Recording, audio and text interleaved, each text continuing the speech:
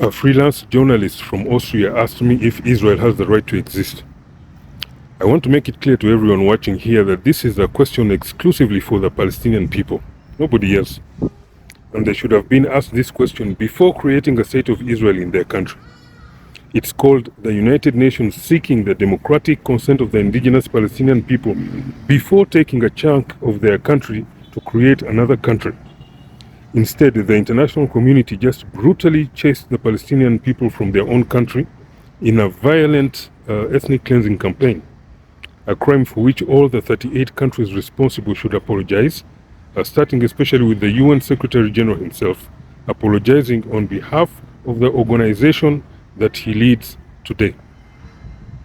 Because the international community's tyrannical actions include an illegal UN Resolution 181. I say illegal simply because there is no international law that gives anyone, not even the United Nations, nor its Security Council, the right nor the mandate to unilaterally carve out a new nation from an existing country and ship in from Europe the new inhabitants for the new entity. Therefore, it was a despicable act of forced colonialist international barbarism. Nobody should say that the root cause of the conflict is complicated.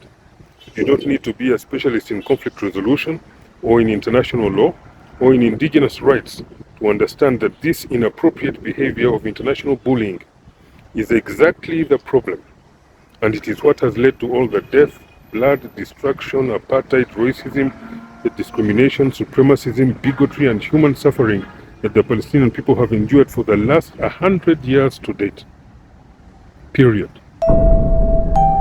Had the Palestinian people's consent been sought prior to any international undertaking on their country, nobody would be maliciously asking today if Israel has the right to exist, when nobody asked that key question to the Palestinian people themselves prior to building a state of Israel in their country.